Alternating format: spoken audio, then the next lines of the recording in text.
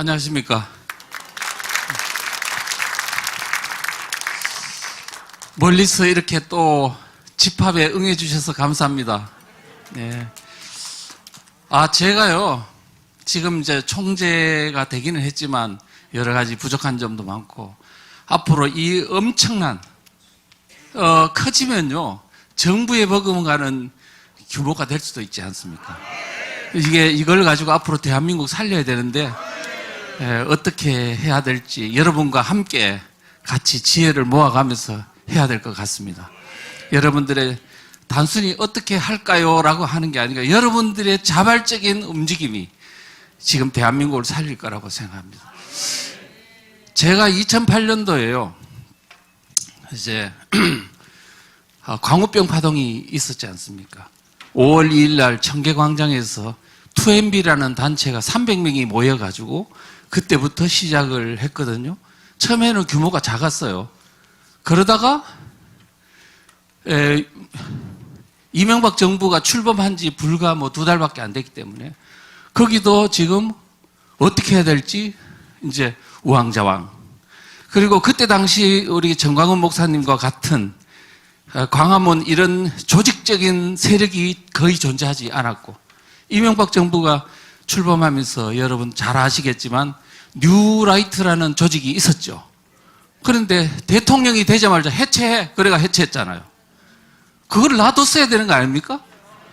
그러니까 뭐냐면 지금 그때 당시만 해도요, 이 사상에 대한 그들의 실체도 모르고 어떻게 대응해야 될지도 모르고 그냥 정권을 잡았으니까 알아서 그냥 잘 협조해 주지 않겠나, 이렇게 낙관적으로 생각한 거죠. 그래서 어쨌든 그때 이제 5월 2일부터 시작해서 서서히 커지기 시작하더니 정부도 그냥 무대응으로 이제 있다가 보니까 점점 커져서 5월, 6월, 7월 되니까 완전히 폭동 비슷하게 막 죽창으로 막 찌르고, 그 다음 경찰차 막 뒤집고요, 스프레이 뿌리고, 유리창 다 깨고, 그 안에 막 죽창으로 찌르고, 경찰관 다치고, 그 다음에 버스 위에 있는 경찰들한테 찔러가지고 많이 다치고 떨어지고 했습니다. 이러한 사태가 3개월, 거의 100일에 가까이 대한민국을 혼란의 도가니로 몰아넣었죠. 그때 제가 이제 5월달, 그때 이제, 이거 대한민국 이렇게 놔두면 반체제 세력이 국민들을 선동해서 대한민국을 뒤집어 엎겠구나, 이렇게 생각했어요. 그래서 이제 반대세의 비밀, 반대한민국 세력의 실체를 알리는 책을 쓰기 시작했습니다. 한 4, 5개월 정도 집에도 안 가고 썼는데, 그때 제가 영상이 한 3개쯤 이렇게 떠올랐어요. 저는 믿음이 별로 없는 상황이었는데, 그 영상은 잠자면서 무슨 보는 게 아니라 계속 제가 책 쓰는 동안에 그냥 나도 모르게 자동으로 이렇게 떠오르는 영상이었어요. 뭐냐 하면은 1000톤짜리 배가 있는데요, 내 혼자서 그 바닷가에서 밀고 있는 겁니다. 밀고 있는데, 그런데 왜 미냐 하니까 움직이지도 않는데, 근데 제 마음속에는 내가 계속 이렇게 밀면 움직일 거다. 왜냐? 물 위에 떠 있으니까. 이렇게 생각하고 밀었어요. 그런데 안 움직이는 거야. 그랬더니 길 가는 사람 한 사람이 또 왔어요. 뭐 하고 있는 거야? 그러니까 이 배를 움직여야 될 이유를 설명하니까, 그래? 나 좀 도와줄까? 한 명이 또 붙더라고요. 그러더니 10명이 붙고 20명이 붙고 50명이 붙더니 계속 미니까요, 배가 움직이더라고요. 그래서 우리가 지금 작은 나비의 날개짓이 결코 작은 나비의 날개짓으로 끝나는 게 아니다. 우리가 하는 일이 정당하고 우리가 하는 일이 옳은 것이라면 반드시 이 일에 도우는 동력자가 나타날 것이다. 그러되면 지금은 당장 우리가 작은 나비의 날개짓에 불과하겠지만, 언젠가 그들이 다시 도우면 반드시 태풍으로 몰고 올 것이다. 지금 저는 여러분을 보는 순간에 바로 그때 그 영상이 꿈이 실현되는 것 같은 느낌이 이제 확신으로 다가오고 있습니다. 이제 여러분도 마을에서요, 지금 작은 나비의 날개짓일 수 있습니다. 이 읍면동에 제가 혼자 있는데요. 지금 서너 명밖에 없는데요. 아직 조직도 못했는데요. 라고 할지 모릅니다. 절대로 낙심하지 마십시오. 반드시 그 마을이 폭풍 속으로 들어갈 겁니다. 그런데 우리는 뭐냐면 어떻게 주민들을 깨울 것인가. 지금 우리 대한민국이 어떤 상황인지, 또 지금 우리 마을이 이렇게 놔두면 어떤 상태에 처할 것인지 과연 우리 주민들이 알고 있나? 그래서 깨우는 그 어떤 노력을 계속하면 반드시 그들은 깨어날 겁니다. 그렇게 되면 그동안에 자기가 쏘갔다고 생각하는 사람은요, 그 쏘은 데 대한 분노감이 생긴다고요. 그래서 여러분보다 오히려 더 적극적으로 나설 수도 있습니다. 지금 여하이 우리는 이제 출발을 하는 선상에 있지만 잘 깨우기 위해서는 여러분들이 공부를 하셔야 된다는 겁니다. 그래서 앞으로 정광 목사님께서 하시는 말씀처럼 이제는 3만 명 되는 큰 잠실운동장을 빌려가지고 이제 그 어떤 대표자들을 다 모아서 계속 가르치는 겁니다. 제가 그거는 하도 오랫동안 해가지고 이제 좀 할 수 있을 것 같아요. 그래서 이제 여러분들이 배워가지고 이제 강사로 나서야 되는 겁니다. 맞죠? 이제 그렇게 하시면 반드시 지금 여러분들이 사는 마을이 살아나고, 그렇게 되면 우리 몸으로 따지면 세포가 살아나면, 모든 세포가 살아난다면 우리 몸이 다시 건강을 회복할 수 있지 않겠습니까? 지금 여러분들이 대한민국 전체를 살리려면 아이고 그거는 내 분수에 벗어나, 너무 힘들어, 안 돼 라고 하실지 몰라요. 그렇지만 여러분이 사는 마을은 그 정도는 내가 할 수 있어, 자신감이 생기지 않습니까? 그렇게 여러분 반드시 그런 생각을 가지시고 이렇게 할 수 있다, 하면 된다, 목사님 말씀하신 것처럼 안 되면 되게 하라, 이런 생각을 가지고 하시면 됩니다. 절대로 어렵지 않습니다. 저는요, 제가 지금 국정원에서 직원들을 가르치고 했을 때 저는 낭만 가운데 있었습니다. 자, 공직자란 함은 정치적 중립을 지켜야 하죠. 맞습니까? 자, 정치적 중립을 지켜야 하는데 과거에 90년대까지만 해도요, 이 반체제 세력이 어디에 있었느냐? 정치권에는 있지 않았어요.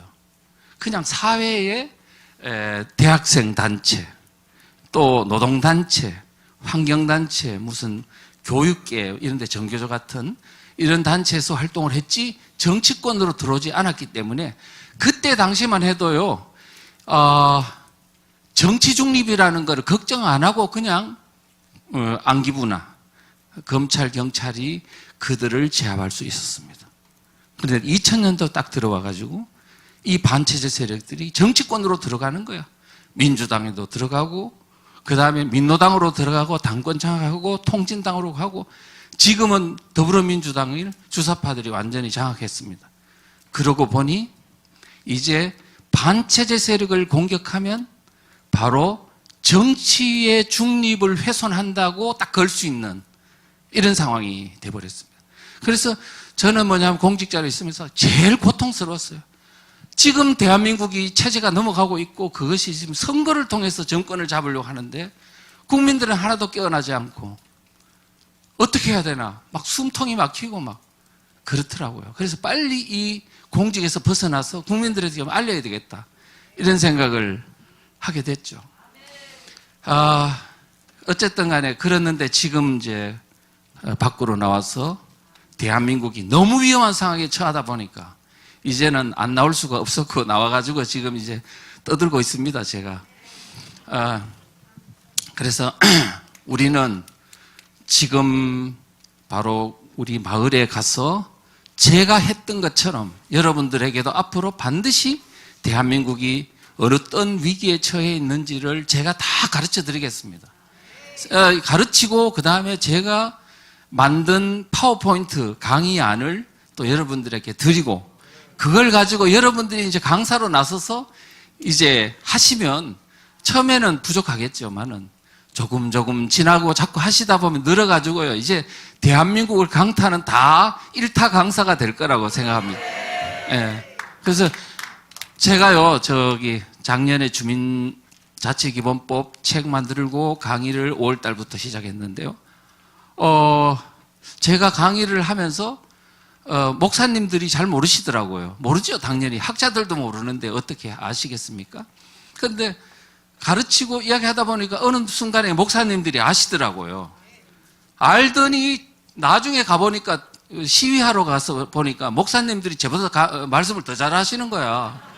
제가 쫄아가지고 이제 시위장에 안 나가게 됐습니다. 그래서 이제는 우리가 그동안에 목사님들이 교회에서 설교하시면서 그 숙달된 대중들을 마음을 사로잡는 능력이 있죠. 이거를 대한민국 살리는 데 쓰시면 빠른 속도로 있잖아요. 그 능력을 갖출 수 있고 주민들을 깨울 수 있다, 이렇게 생각합니다. 그래서 앞으로 저와 함께 꼭 큰 역할을, 대한민국을 살리는 혁명적 역사가 일어나도록 하시면 반드시 성공할 수 있다, 이렇게 생각합니다. 예. 자, 제가요, 이제 1시간에서 1시간 반을 하라 그랬어요. 제가, 지금 여러분들이 앞으로 마을 운동을 함에 있어서 어떤 좀, 참고해야 될 내용들을 제가 좀 설명을 해 드리도록 하겠습니다.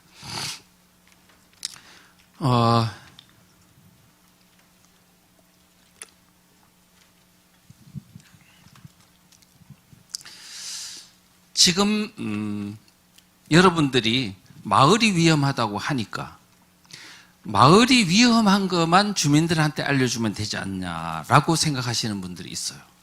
그런데 그렇지 않습니다. 마을이 위험하다는 걸 알리기 위해서는 대한민국 전반에 지금 흐르고 있는 체제 위기, 체제 전쟁의 실상을 알아야만 지금 그 연장선상에서 지금 마을이 위험하다는 걸 설명할 수가 있다는 겁니다. 그래서 이게 여러분들이 굉장히 간단하게 생각할 수도 있지만 좀 더 제대로 말씀을 드리려면 체제 전반에 대한 것들을 좀 이해를 하셔야 된다는 점을 제가 말씀을 드립니다. 그래서 여러분들이 제가 쓴 반대한민국 세력의 비밀이 드러나다라는 책이 76페이지인가 그 정도 됩니다. 그거는 여러분들께서는 이래 두꺼워라고 하지만 그거요, 이번에 작년에 쓸 때 얼마 만에 썼는지 아십니까? 476페이지? 강의하면서 2달 반 만에 썼습니다. 근데요, 이거 좀 자랑을 해도 돼요? 다 치우고 전체적으로 다 맥락이 흘러요. 그런데 제가 이제 자신 없는 분야가 중국 분야더라고요. 중국. 그래가지고 중국 분야를 딱 써놓고 한국에서 중국 분야의 사상 분야에 가장 잘하는 사람이 누구냐 하니까 모 대학에 있는 모 교수라고 그러더라고요. 그러니까 그분한테 그 내용을 보냈습니다. 한번 좀 검토해 보시고 내용이 좀 제대로 됐나 틀린 게 있으면 좀 고쳐주십시오 하고 보냈더니 이분이 나중에 딱 보고 나서 내한테 전화가 왔어요. 너무 영광스럽고 감사하다고. 이와 같은 글을 읽게 해주셔서 감사합니다 그러더라고요. 제가 중국을 잘 알아서 그런 거 아닙니다. 잘 알아서 그런 게 아니고 워낙 대한민국의 사상 분야에 대한 집요하고 오랫동안 머리를 싸매고 하루도 잊지 않고 계속 생각하고 고민한 결과 지금 대한민국의 체제 위기는 결코 대한민국만의 문제가 아니고 공산주의, 마르크스 레닌부터 해가 공산주의 사상이 만들어지고 전 세계로 공산주의 사상이 전파되고 유럽으로 전파되고 그다음에 물론 러시아로부터 시작해서 동아시아로 전파돼서 우리 민족으로 들어오고 그 모든 북한이 만들어지고 대남 공작을 하고 대한민국 내로 퍼지고 이와 같은 역사의 모든 맥락들을 다 보면서 중국 공산주의는 이야기를 하고 그다음에 그런데 왜 미국은 닉슨이라는 사람은 뭣도 모르고 중국을 손을 덥석 잡아가지고 개혁개방으로 이끈다면서 사상에 대한 몰이해가 중국을 저렇게 악동이라는 생각을 안 하고 개혁개방하면 그냥 그 사람들은 자유민주주의가 되지 않을까 하는 이 낭만주의적인 생각이 미국의 오판이 사상적인 몰리해가 바로 그들을 에게 전 세계가 다 교류하게 만들어서 돈 벌게 만들고 지금 전 세계 G2가 되는 만큼 엄청난 돈을 갖게 되면서 그 돈을 가지고 미국에 있는 기술도 뺏고 모든 걸 하면서요. 전 세계를 지금 공산화하려고 이제 미국마저 무너뜨리려고 하는 단계까지 이르게 됐잖아요. 이와 같은 거는 결국은 미국도 세계 공산화의 가장 1등 공신이라 하기는 좀 어렵지만 가장 큰 역할을 했다. 루즈벨트로부터 닉슨으로부터 카터로부터 오바마에 이르기까지. 그래서 우리가 이제 그런 차원에서 중국이라는 것들을 이렇게 분석을 쫙 사상적으로 분석했더니 그분이 지금까지 본 중국이라는 실체하고 사상적으로 보니까 이게 아주 클리어하게 보이거든요. 그래서 이제 그런 이야기를 했어요. 자, 왜 이런 이야기를 하냐면 여러분들이 그와 같은 책을 보시면 전 세계가 모든 게요 다 간명하고 깔끔하게 다 보일 겁니다. 공산주의 하는 사람, 운동하던 사람한테 물어봤습니다. 주사파 운동하는 분들한테 뭘 물어봤냐니까 공산주의에 빠지니까 제일 먼저 어떤 느낌이 들더냐라고 물어봤더니 남산에 딱 올라갔는데 모든 이렇게 둘러보니까 서울에 있는 모든 현상들이 다 설명이 가능한 것 같더라. 신문을 보니까 정치면, 경제면, 사회면, 문화면 모든 것을 봐도 해석이 다 가능한 느낌이 들더라. 그러면서 지금 공산주의 빠지고 나니까 거의 그 왜 사이비 종교에 빠지면 왜 그런 거 있잖아요. 그와 같은 막 어떤 그 뭐라 그래야 되죠? 희열, 예, 희열이 느껴지고 세상이 다 보이는 것 같더라는 거예요. 제가 사실은 그런 느낌을 받았습니다. 사상을 공부하다 보니까요, 어떤 느낌이 드냐, 한눈에 세계가 다 보여요. 미국도 보이고, 중국도 보이고, 북한도 보이고, 대한민국에 있는 종북 세력의 움직임도 보이고, 왜 저런 행동을 하는지 다 보여요. 그래서 제가 그때 영상 2개의 그 중에 하나가 뭐냐 하니까 이런 영상이 딱 보이더라고요. 그때 그 희열감은 이루 말할 수가 없는 거예요. 자, 비행기가 이제 김포공항, 영종도 공항에서 쭉 이륙을 했습니다. 이륙을 했는데 나무가 가리고 시야를 가리고 건물이 가리잖아요, 처음에는. 근데 조금 올라가니까 이제 그건 안 가리고 이제 산이 내 시야를 가리죠. 그러다 조금 올라가니까 구름층이 또 시야를 가려요. 근데 그 구름층을 딱 통과하는 순간에 내 눈앞에 펼쳐지는 거는 광활한 아무것도 거리낌이 없는 모든 세상이 한눈에 다 보이더라고요. 그게 계속 떠올라요. 잠자면서 떠오르는 게 아니고 계속 그게 떠오르면서 내 마음속에는 이야, 너무 막 희열감이 생기더라고요. 지금까지 대한민국에 정치, 경제, 사회, 문화 모든 면에서 일어나고 있는 현상들이 있잖아요. 이제 사상을 알고 나니까 한눈에 쫙 다 보이는 거예요. 저는요, 주사파들이 지금 현재 어떤 생각을 하고 있는지 지금 자기들은 막 대중들을 속이려고 많은 장난질을 치지만 제 눈에는요, 왜 그러는지 눈에 싹싹 다 들어와요. 앞으로 여러분들이 사상 분야를 공부하시고 하시면요, 반드시 그와 같은 희열을 느낄 때가 옵니다. 그래서 공부하셔야 된다는 거죠. 지금 여러분들이 공부하는 게 어렵겠지만은 제가 나름대로 또 그런 정리된 것들을 좀 보시고 그 다음에 가르치고 계속 하다 보면은 여러분들이 또 마을에서 그런 사람들의 혼미에 빠진 사람들을 많이 접촉하게 될 겁니다. 그러면 이제 그들과 같이 대화하고 고민 풀어나가다 보면요, 이게 뭔가 딱 인사이트가 딱 생겨요. 그러다 보면은 지금 여러분들이 자신이 막 만족감과 희열감이 생기고 한 사람을 어떤 사상적으로 혼미에 빠진 사람을 구출해 주는 것 같은 그런 어떤 만족감이 생길 수 있으니까 그런 것도 우리가 대한민국을 살리면서 덤으로 얻는 이제 이득이다 이렇게 생각하시고 하면 될 것 같습니다.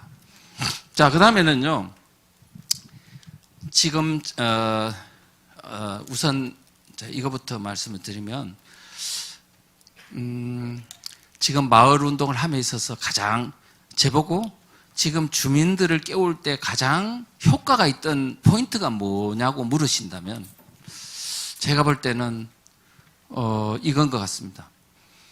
지금 대한민국이 체제 위기가 왔다는 것을 이야기를 할 때 2012년도 총선 대선에서 통진당과 통진당 아시죠? 이석기가 당권을 장악했던 통진당과 그 다음에 민주당의 후보는 누구였습니까? 문재인이었죠. 문재인과 이석기가 장악하고 있는 통진당이 야권 연대를 해서 총선에서 일단은 그렇게 연대를 하고 그 다음에 2012년도 12월 달에 대통령 선거에 공동정부를 구성하려고 했지 않습니까? 자, 그 얘기를 쭉 하면서 설명을 하면요.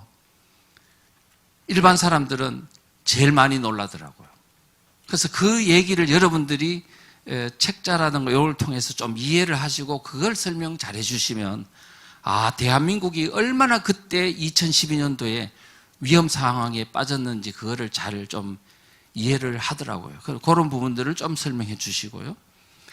그 다음에 지금 현재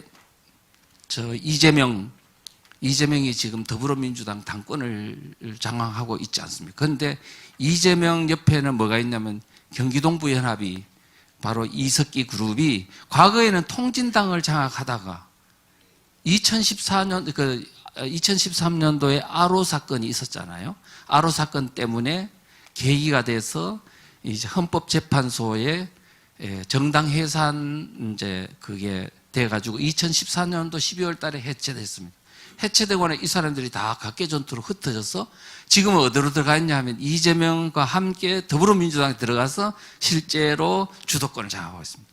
그래서 앞으로 이제 이재명이 되는 순간에 누가 정권을 잡는 거냐 하면 이석기 그룹이 정권을 잡는 거죠. 그래서 그래서 이재명이 당선이 되면 아마 6개월 내지 1년 안에 북한하고 연방제를 될 거다 하는 것이 그게 그냥 설이 아니고 사실이 그렇게 될 겁니다. 그렇기 때문에 우리가 지금 이런 부분들에 대한 것들을 좀 이해를 하시고 그 다음에 접근하시면 좋은데 근데 이거를 너무 강조를 하다 보니까 막 다른 이런 이해도가 떨어진 상황에서 너무 막 겁주는 식으로 하시면 이 반발이 일어나니까 여러분들이 이해를 하시면서 그거를 양념적으로 살짝 언급해가지고 이렇게 하는 게 좋습니다. 자, 그 정도로 하고요. 그 다음에 지금 마을 문제에 이제 들어갔어요. 제가 두루두루 다니면서 제가 주민자치기본법에 대한 얘기들을 많이 했는데 가장 주민들한테 먹히는 부분이 어떤 포인트냐 하면요.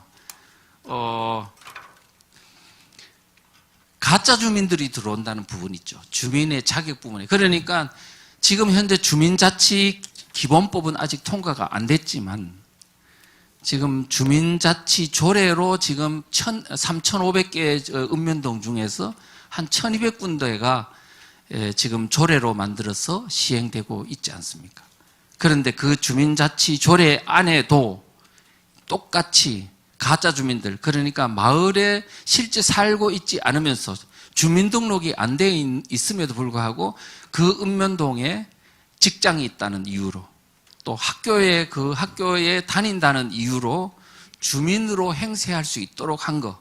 그러니까 당연히 직장에 있는 모든 그 구성원, 그러니까 직장 근로자들 있잖아요. 노동자들이 하는 사람들이 단체로 주민으로 행세할 수 있으니까 당연히 그 마을에 있는 그 직장의 민노총, 정교조와 같은 그런 좌파 단체들이 단체로 주민 자치 활동을 하고 할 수 있게 된다는 것. 이게 이제 이야기를 해주면 마을이 위험하구나. 또 특히 그러니까 안산이라든가 은평 또는 호남 지역에 있는 분들은 실제 마을의 좌파들이 이미 많이 활동하는 사례가 너무 많았어요. 그분들이 오히려 이 마을의 좌파 마을 활동가들이 마을을 장악하는 그 이야기를 하면 가장 많이 빨리 알아듣는 것 같더라고요. 그래서 그런 부분들을 포인트로 좀 잡았으면 좋겠습니다. 그 다음에 또 하나는 뭐냐면 지금요, 연세 드신 분들은 6.25 전쟁 이야기를 해주면 가장 빨리 알아듣더라고요. 그건 설명이 필요가 없어요. 그래서 6.25 전쟁 때 여러분 아시다시피 특히 호남 지역은 6.25 전쟁에 그 좌파 마을, 좌파 어떤 그 소위 지역에 있는 좌파 세력들에 의해서 많은 희생이 있었던 지역 아닙니까? 특히 영광군, 신안군 이런 데 가보니까 그렇더라고요. 그래서 문준경 전도사, 거기도 보면 신안군에 정도라는 데 있는데 거기도 가가지고 직접 가봤습니다. 가봤더니 거기에 있는 목사님들이 안내를 쭉 하면서 이 바닷가 여기서 지금 희생을 당했다. 무덤은 어떻다. 교회도 가보고 다 해봤습니다. 그랬더니 그때 지역이 정도뿐만 아니고 그 인근에 있는 섬들에서 많은 희생이 있었더라고요. 그때는 북한군은 이미 인천 상륙 작전 이후 서울 수복 이후 이제 다 후퇴를 하고 그 지역에 있는 이제 좌파 이제 소위 바닥 빨갱이들이 이제 북한은 올라가 버리고 전세는 역전됐지요. 그러니까 자기 상태는 멘붕 상태에 빠졌죠. 이거 어떻게 해야 되냐. 자, 그런 상황에서 이제 국군은 오고 경찰과 군인들이 또 오면서 이제 자기들이 그동안에 했던 악행들이 있으니까 처벌을 받을 거다. 그러다가 우리 때문에 희생당했던 유가족들이 아마 우리를 고소고발하거나 하겠지? 그러니까 우리는 어떻게 해야 되겠어? 보복을 막으려면 씨를 말려야 한다면서 그냥 막 다 잡아다 죽였다고 그래요. 많이. 그래서 영광군에 있는 백수면의 장명용 씨라는 사람은요, 10월 달 내에 북한은 이미 올라가고 이제 남아있는 그 10월 달 혼동기 때 6촌 이내에 300명의 그 친척들이 다 몰살을 당했다고 해요. 여러분들은 지금요, 호남 지역에 있는, 내가 가보니까 왜 호남분들이 못 깨어날까? 이렇게 당해놓고도 하니까 여기에 심각한 문제가 있더라고요. 뭐냐 하니까 염산면에 가서 염산교회에 가보니까 사진이 북한군이 죽인 게 아니고 그 지역에 있는 마을 좌파들이 죽였는데 북한군이 죽인 것처럼 인민군 복장을 한 사람이 막 총을 갈긴 거로 돼 있더라고요. 그게 아니고 그 지역에 있는 좌파 세력들이 죽인 거고 죽일 때면 총으로 죽인 게 아니고요. 뭐 그 사람들을요, 그 바로 바닷가에 방파제가 있더라고요. 거기에다가 돌을 매달아 가지고 죽이고 칼로 죽이고 막 이렇게 해가지고 잔인하게 죽였는데 그런 것들을 이제 제대로 설명을 안 하고 하니까 그렇습니다. 그래서 6.25 전쟁 때 있었던 거를 이제 이런 지금 전단지를 만드는 작업을 하고 있는데 거기에 그 내용들을 잘 설명을 해놨으니까 그걸 가지고 설명을 하시면 되지 않을까 이제 그렇게 생각합니다. 그런 부분들을 잘 설명하시면 매우 연세 드신 분들은 쉽게 이해를 하시더라고요. 그렇게 해주시면 될 것 같습니다. 그 다음에 교회에 있는 우리 교인들이 많이 있는데요. 제가 작년부터 한 100여 군데 이상 강의를 했는데 대부분 교회에 가서 했습니다. 그래서 한 90% 이상이 교회에서 한 것 같아요. 그런데 교회에서는 어떤 부분이 가장 이제 설득력이 있냐 하니까, 지금 이 주민자치 기본법 안에요. 결국은 동성애 차별금지법과 같은 유사한 내용이 그대로 다 들어 있습니다. 그러니까 주민과 주민자치에는 성별, 그 다음에 신념, 종교 인종 등에 따라서 차별받지 않는다라는 내용이 들어 있습니다. 자, 만약에 이 어떤 주민자치법이 통과가 된다면 이제 차별금지법이 통과되는 것과 똑같은 효과를 거둘 수가 있다는 거죠. 그래서 성별에 대한 차별금지를 못한다 그러면 당연히 목사님들이 이 동성애를 비판하는 설교를 할 수 없는 것은 당연한 것이고요. 그 다음에 또 하나 성별에 대한 차별금지뿐만 아니고 신념에 대한 차별금지는 이건 뭐냐 하면 정치적 이데올로기에 대한 차별금지입니다. 차별금지법에도 보면은 아예 그거는 노골적으로 돼 있어요. 사상에 대한 차별금지, 정치적 이데올로기에 대한 차별금지라고 딱 규정이 돼 있거든요. 자, 그렇게 보면 만약에 이와 같은 그들의 어떤 그런 노선에 따르면 당연히 이제 대한민국의 그 마을마다 이제 주체 사상이니 공산주의, 사회주의를 전파하는데 이제 제약이 없는 거죠. 최근에 보니까 거제도에 인공기가 걸려가지고 지금 펄럭였잖아요. 그뿐만 아니더라고요. 지금 다른 데도 창원에도 그런 일이 있었고요. 그 다음에 식당에 보니까 뭐 북한의 인공기하고 뭐 그 다음에 김정은이 사진 걸어놓은 것도 있고, 심지어는 지금 어제 방송하면서 보니까 EBS 방송 책자에도요 김정은이를 예쁜 캐릭터로 해가지고 사진 해놓고, 유경호텔 그것도 또 이렇게 예쁘게 해놓고, 그 다음에 인공기 이렇게 그려놓고 한 걸 보고, 아, 대한민국이 이제 문화적으로 국민의 의식 속에 이제 파고 들어가고 있구나 하는 걸 이제 느꼈습니다. 거기다가 지금 최근에 여러분 아시겠지만은 태영호가 북한에 있는 TV 방송을 우리 안방에서 볼 수 있도록 하자. 그랬더니 지금 그 누굽니까? 통일부 장관 권영세 장관이 그거를 적극 수용하겠다고 말했잖아요. 그래서 지금 대한민국이 약간 지금 돌았구나. 여러분 아시죠? 지금 오늘날 주사파들이 이렇게 바로 하게 된 결정적 계기는 전두환 정부의 잘못에 있습니다. 전두환 정부가 뭘 잘못했느냐? 잘못된 게 많지만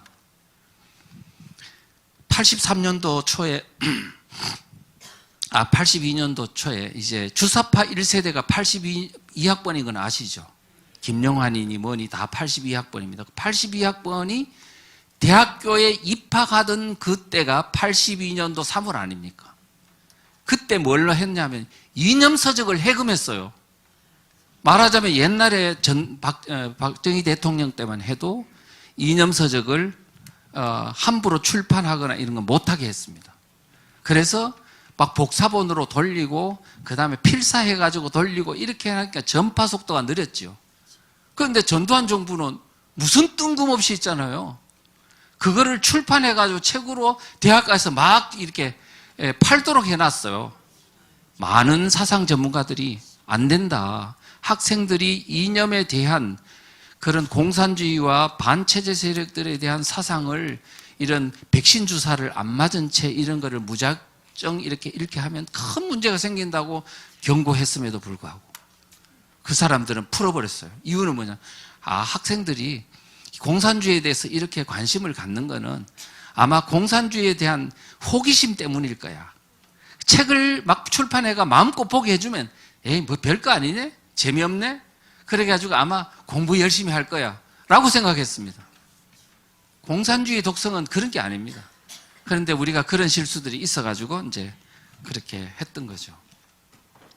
자, 어쨌든 지금 교회들은요, 지금 그와 같은 것들이 지금 마을에서 만약에 시행된다면, 교회는 아마 심각한 지금 파괴 현상이 일어날 거다는 걸 설명을 쭉 해주고, 차별금지법과 똑같은 현상이 벌어진다. 실제요, 지금 마을 교육 공동체 같은 게 지금 여러분 혹시 마을 학교라는 거 들어보셨습니까? 마을 학교. 마을 학교가 지금 곳곳에서 다 오랫동안 지금 만들어졌고, 거기서는 사회주의 마르크스 사상부터 해가지고 주체 사상과 같은 내용들을 지금 다 전파하고 있고, 그 다음에 지금 그런 어떤 교육들이 있는데 그 내용들을 가만히 분석해 보면은 자본주의를 없애고 사회주의로 가려고 하는 그 교육들을 이미 많이 그것을 이제 마을에 전파하겠다는 겁니다.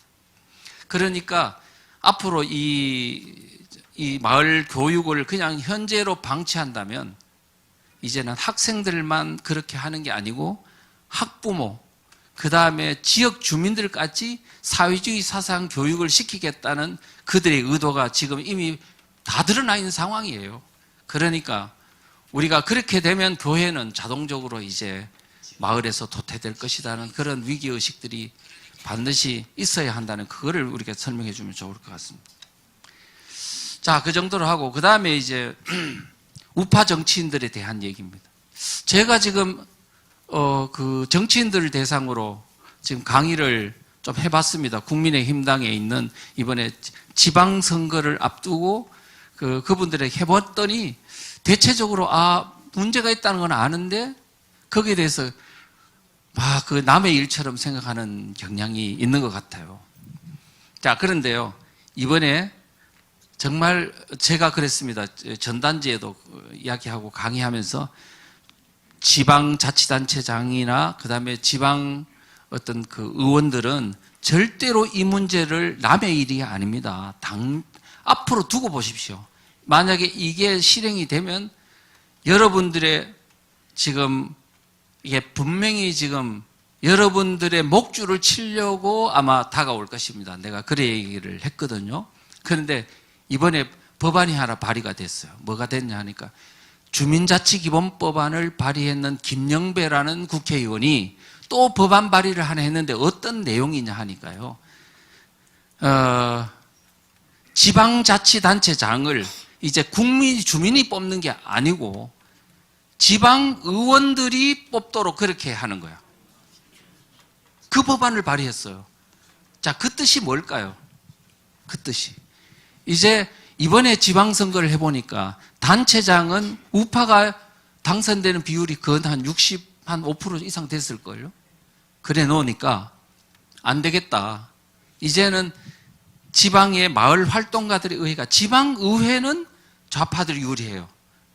당선율을 보니까요, 기초의회의 경우 더불어민주당이 46%, 국민의힘당이 48%, 2% 차이밖에 안 났어요.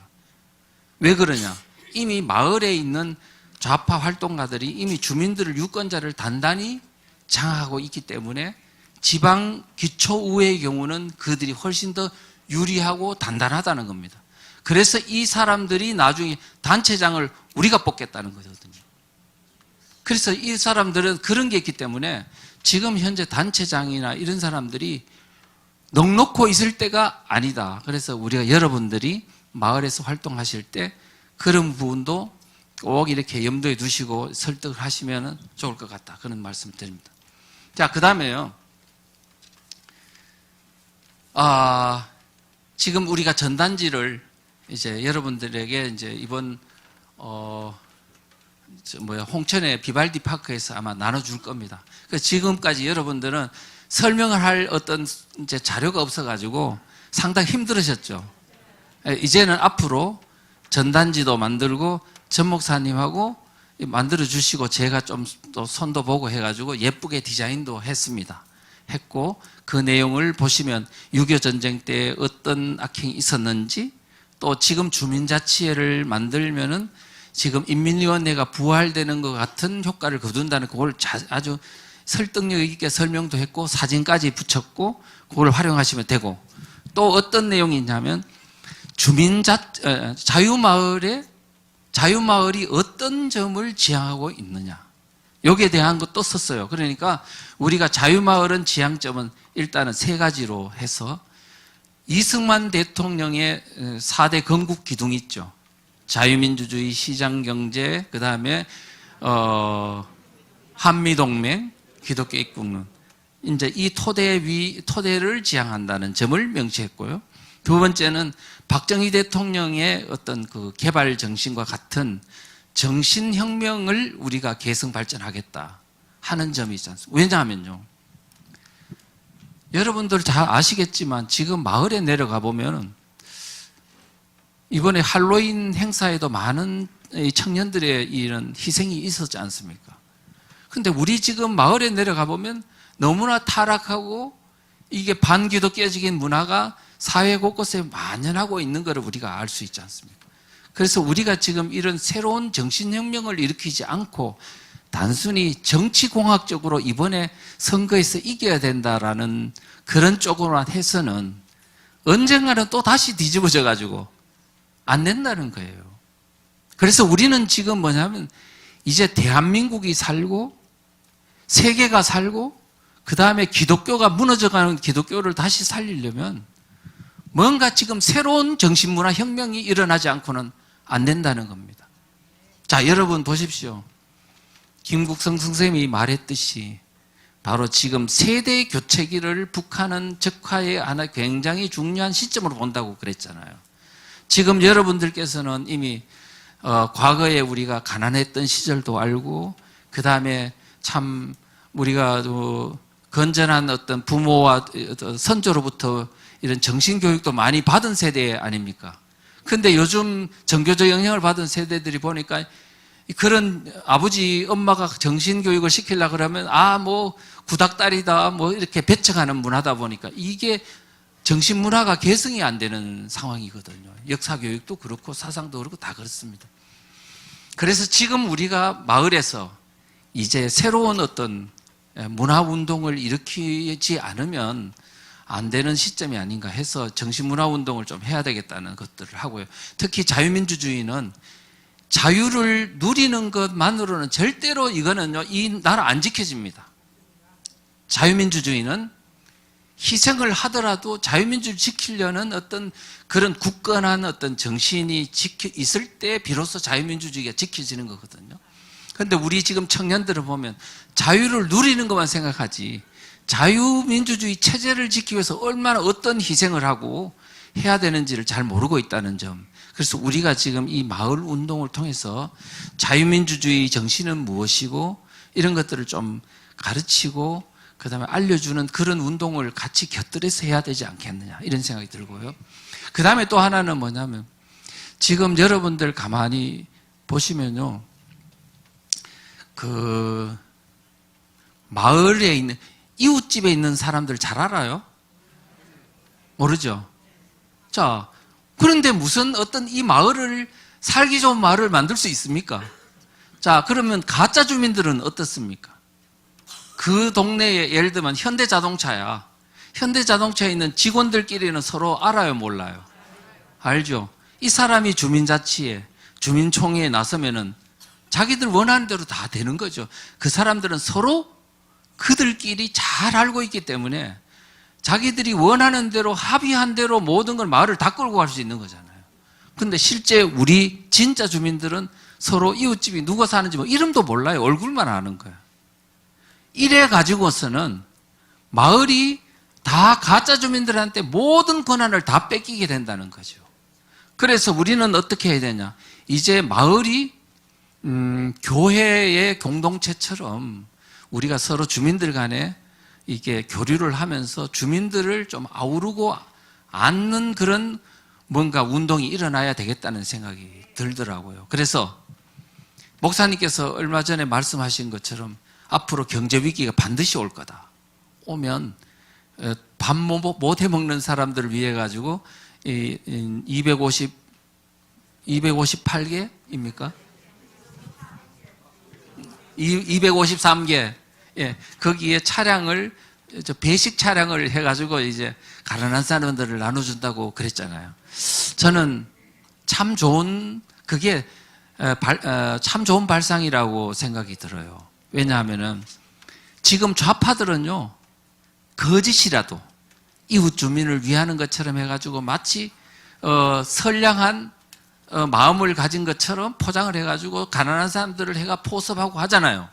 근데 우리는 그냥 자유민주주의는 그냥 내 열심히 개인적으로 잘 열심히 하면 세금 내오면 되는 거지. 뭐 이런 거를 주민들에서는 신경을 안 썼잖아요. 이제 위기가 오니까 이제 주민들을 안지 않으면 절대로 이 체제 위기 안 지켜진다는 거잖아요. 그래서 이제는 우리도 마을에서 그냥 단순히 주민들을 깨우고 지금 위기 왔습니다 하는데 그치는 게 아니고 이제 그 불쌍한 사람들이 없나, 그 다음에 또 이런 사람들을 아우를 수 있는 이런 어떤 그 소위 따뜻한 그 마을 운동이 일어나야 그들의 마음을 우리가 얻을 수 있고 지속적으로 마을도 바로 세우고 대한민국을 살릴 수 있다 이런 생각이 듭니다. 하여튼 그런 것들이 있어야 되겠다는 생각이 들고요. 그 다음에 이제 또 뭐냐 하면은 우리가 지금 여러분들이 가장 궁금해 하시는 것 중에 하나는 주민들에게 이 자유마을에 참여하면 어떤 이득이 있는지를 좀 설명을 해야 될 것 같아요. 자, 그래서 이제 한 5가지로 정리를 했거든요. 자, 하나는 뭐냐 하면은, 물론 그 내용을 뭐, 이렇게 구체적인 건 나중에 이제 문건을 보면 되는데 설명을 하자면은, 지금 대한민국이 현재 상태로 놔두면 대한민국의 자유민주주의 체제는 무너진다. 그 체제 위기를 이야기하면서 앞으로 이 마을을 지켜야 하는 이유는 우리 마을을 지키고 대한민국을 지켜서 적화를 막고 그 다음에 앞으로 이 아름다운 이 살기 좋은 대한민국을 우리 후손들에게 잘 이렇게 전달해 주자는 어떤 그런 것들을 좀 설명해 주면 좋지 않을까. 지금 그냥 단순하게 뭐 체제 위기 왔다는 것보다도 우리가 지금 마을을 지켜야 하는 이유는 앞으로 이 마을에서 나와 또 내 어떤 후손들이 이 마을에서 안정되게 살려면은 바로 우리가 마을을 지켜야 된다. 그런 것들을 좀 포인트를 가지고 해주면 될 것 같다는 느낌이 들고요. 그 다음에는 지금 여러분 좌파 세력들이요, 잘 아시겠지만은 주민자치회 또 무슨 어떤 협동조합이니 사회적 기업이니 온갖 이런 단체들을 이렇게 만들어 가지고 정부로부터 자치단체로부터 돈을 많이 빨아먹어요. 가보니까 그런 이야기를 많이 하더라고요. 얼마나 수단이 좋은지. 예? 이게 페이퍼를 잘 해가지고요, 무슨 단체는 그렇게 잘 만들어가지고 돈을 자치단체로부터 돈 받을 수 있는 구멍을 그렇게 잘 안다는 거예요. 그래서 그 사람들이 이렇게 이제 그 정부로부터 또는 자치단체로부터 돈을 받아가지고 자기들이 지금 세력을 확장하는 데 쓰고 있잖아요. 자, 그래서 우리는 지금 이 좌파 세력들의 극소수의 세력들이 정부의 돈을 빨아먹는 이거를 알리고 이 돈이 어떻게 가야 돼요? 주민 전체의 이득이 되도록 해야 되잖아요. 그러면 그 실체를 알려가지고 돈줄을 차단해 줘야죠. 그러면 차단하는 방법이 우리가 마을에서 한두 사람이 그 문제를 제기한다고 또 일정 지역에 있는 주민들이 단체가 만들어서 그 문제를 제기한다고 되냐 이거예요. 안 됩니다. 그래서 이제는 뭐냐면 정부가 나서도록 자치단체가 나서도록 전국적 조직을 만든 우리가 나서야 그 문제가 해결된다. 자, 그래서 우리가 이 전국 조직이 있어야 되는 이유를 간명하게 설명해 주면요, 그 지역 주민들이 상당히 여기에 참여해야 되겠구나 하고 인식을 하게 될 겁니다. 제가 아침에 이제 전화를 했어요. 저기 군포에서 활동하시는 분인데 이분이 이제 물론 사시는 거는 다른 지역에 삽니다만은 이분이 몇 년 동안 한 5년 동안 계속 마을 운동을 했어요. 이 기업인이에요. 기업인인데 나라가 너무 위험하니까 이제 이거를 어떻게 대한민국을 바로 지켜야 된다고 해서 사업도 참 소홀히 하면서 열심히 마을 운동을 하시더라고. 모여가지고 했는데 이 양반이 그러시는 거예요. 해봐도 이게 끝이 없는 거예요. 안 돼. 그래서 좀 낙담을 하고, 그래서 내가 그랬죠. 오늘 아침에 딱 5분 이야기 했어요. 지금 마을 운동 힘들지만 이 조례를 없애고 지금 좌파 세력의 어떤 이 힘을 약화시키려면 한 마을의 노력으로 됩니까? 전국에 있는 3,500개의 읍면동에서 우리가 전국 조직을 가지고 움직여야, 일사불란하게 움직여야 이 문제를 해결할 수 있습니다. 그리고 그래야 어떻게 되냐? 정부가 움직여줍니다. 자치단체가 움직여줍니다. 이렇게 이야기를 했습니다. 했더니 맞거든요. 저 군포 지역에 아무리 해봤자 안 되거든요. 전국 단위로 움직여야 되거든요. 자, 그래서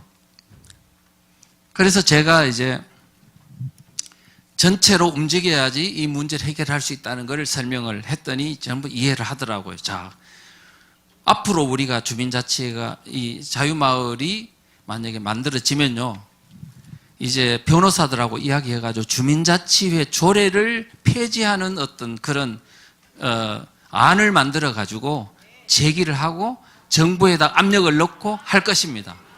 자, 그리고 지금 이 자유마을이 만들어진다고 하니까 저기 여의도에 있는 국회의원들 일부가 강의 좀 듣자고 하더라고요. 이제 움직이려고 하는 거야. 그 다음에 또 나아가서는 국민의힘당의 모든 국회의원들이 다 강의를 듣게 될 겁니다. 그 다음에 대통령실도 강의를 듣게 될 겁니다. 이제 뭐냐 하니까 제가 개인적으로 이야기할 때는 안 움직여. 근데 전국 조직이 만들어진다고 하니까 이제 어디서 관심을 갖냐? 첫째는 정치권이 관심을 갖습니다. 그 다음에 정부가 관심을 갖습니다. 그 다음에 누가 관심을? 좌파가 또 관심을 갖네요. 뭐냐면 이거 자유마을이 만들어진다는데 우리가 그거 좀 침투해야 되지 않냐고. 지난 집회에서 그 말을 했대요. 그래서 우리가 여기에 대해서 그들의 침투에 대해서도 우리가 대비책을 만들어야 돼요. 그래서 신청서에다가 뭘 했냐면은 추천인 항목을 넣습니다. 추천이면 누가 추천했냐. 그래서 추천인의 항목을 넣고 실제 추천인한테 확인 작업을 한다면 분명히 그런 어떤 침투 목적으로 들어온 사람을 좀 이렇게 막을 수 있지 않냐. 일단은 위협도 될 수 있을 거니까. 그리고 여기에 앞으로 우리 지금 대한민국 세력들이 엄청나게 몰려가지고 하게 되면은 반드시 그 사람들이요, 들어왔다가 아마 겁을 먹고 못 들어올 수도 있고, 들어왔다가는 분명히 우리 깨어난 우리 자유마을의 어떤 리더들한테 다 걸려가지고 아마 도태될 것이다. 이렇게 생각합니다. 자, 그 다음에요. 지금 목사님께서 하시는 이런 사업들 있잖아요. 제가 자세히는 모르겠지만은 목사님이 이 자유마을이 대한민국을 살리느냐 죽느냐 하는 바로 그런 가장 중요한 것이 바로 자유마을이라는 것을 목사님께서 잘 알고 계십니다. 그래서 앞으로 이 마을이 그냥 단순하게 주민들을 깨우는 것으로 끝나는 게 아니고 청년들 사업이나 아니면 이와 같은 마을 사업들을 통해서 서로 경제적 네트워크를 통해서 이득을 어떤 같이 얻는 그런 시스템으로 다 결합이 될 거라고 생각을 합니다.